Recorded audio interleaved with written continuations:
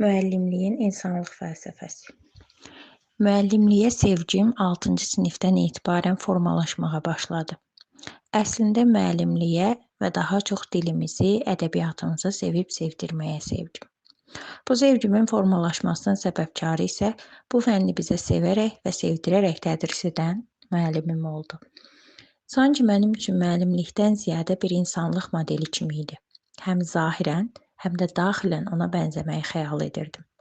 Qayğıkeşliyi, bilgilərinin hər birini bizimlə bölüşməsi, bizim də onun qədər bilməyimiz üçün əlindən gələni etməsi, şagirdlər arasında fərq qoymadan hamıya eyni tərzdə, eyni mehribanlıqla yanaşması ilə qəlbimdə taxt qurmağı bacarmışdı. Hər dəfə onun tam istədiyi şəkildə cavablar verərkən mənə, bax, bu masamı vaxt gələcək sənə təhvil verib gedəcəm deməsi ilə bu peşəyə olan sevgimi daha da alovlandırırdı. Bəli, illər keçdi və onun dediyi kimi həmin masanı təhvil aldım. Ondan təhvil aldığım mənim nəzərimdə təkcə masa deyildi, həm də insani keyfiyyətlər idi. Tələbəlik illərimdə hər gün müəllim kimi fəaliyyətə başlayacağım günün xəyalını qururdum.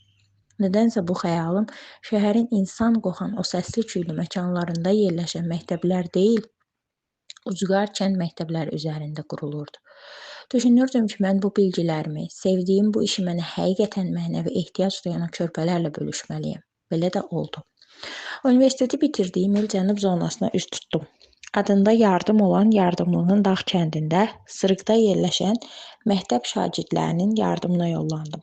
Seçimi edərkən tərəddüd etmədim. Ailəm də mənə qətiyyən mane olmadı. Çünki hər kəs bilirdi ki, xəyallarımın arxası ilə gedirəm. Havası olduqca soyuq olan bu məkanın insanları məni çox isti qarşıladılar. Doğru seçim etmişdim. Mən təkcə müəllim kimi getdiyimi düşünmürdüm. Həmçinin getdiyim yerdə şagirdlərimə yeri gəlsə valideyn, yeri gəlsə dost, yeri gəlsə ən yaxın sirdaş olacaqdım. Orada olan vəziyyətlər, həmsöhbət olduğum şagirdlər bunu bacardığımı mənə hiss etdirirdilər. İşə başladığım bu ilk rayonda qızların təhsilinə təəssüf olsun ki, önəm verilmirdi. Məktəbdə kişi müəllimlərin əhatəsində olmağım da buna əyani sübut idi. Məhz bu səbəbdən işimi bu istiqamətdə qurmağa qərarlaşdırdım. Daha çox qızları təhsilə həvəsləndirdim. Mütəmadi söhbətlər edərək, eyni zamanda şəxsi nümunə göstərərək, təhsilin bir qızın, bir qadının həyatının nə qədər önəmli faktor olduğunu vurğulamağa çalışdım. Həmin şagirdlərimin bu tədris ilindən etibarən ali təhsil almağa başladığı xəbərini aldığımda isə müəllimimin timsalında çəkdiyim o modeli artıq yaratmağa başladığıma sevinirdim. Yardımlı rayonu mənə çox şey öyrətdi. Empatiya hissini məndə formalaşdırdı. Özümü hər bir şagirdin yerinə qoyub düşünmə bacarığımıza çıxardı.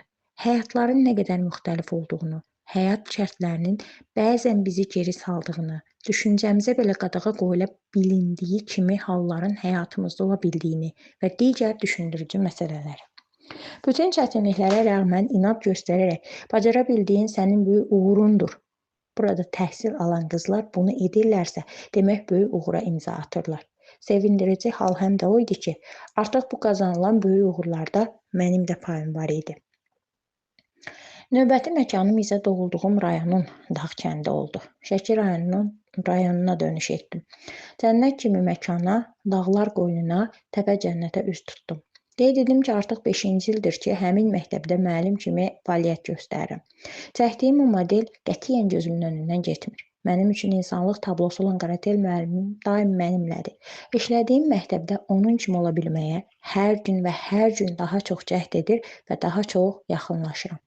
Yadımdadır, bizə gəldiyi ilk gün zəif cavab verən şagirdlərimizə yaxşı sözlər söyləyərək bilgilərindən artıq qiymətləndirmə aparmışdı.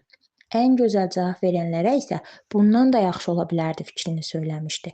Ertəsi gün hamı dərsə layiqli şəkildə hazırlaşıb gəlmişdi. O vaxt səbəbini anlamasam da, indi anlayıram. Zəif cavab verənlər müəllim üçün hər bir halda dəyərli ola bildiklərini anlamış. Daha yaxşı ola bilərdi deyilənlər isə bircə onu bilirəm ki, hələ heç nə bilmirəm qənaətinə nəhayət gələ bilmişdilər. Bəli, mənim müəllimim bu yolda irəliləyirdi. Həmişə bizə mən də hələ hər şeyi bilmirəm fikrini söyləyirdi. Mən də bugün bu nümunəni şagirdlərimə çəkirəm və hər gün mənim belə yeni öyrəndiklərimin olduğunu dönə-dönə vurğulayıram. Müəllim sözü ilə yanaşı öz nümunəsi ilə şagirdə təsir etməyi bacarmalıdır.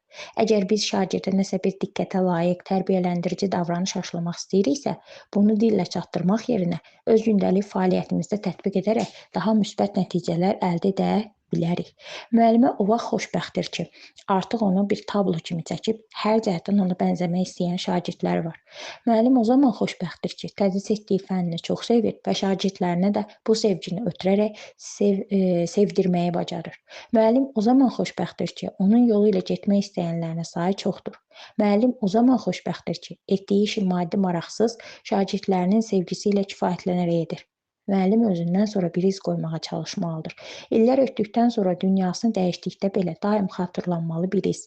Müəllim sərgilədiyi insanlıq fəlsəfəsi ilə təkcə özünü tanıtmır, özü üçün hörmət qazanmır, həm də bütün ailə üçün hörmət nərdivanı ucaldır. Filan müəllimin övladlarıdır, filan müəllimin valideynləridir fikrini formalaşdırır.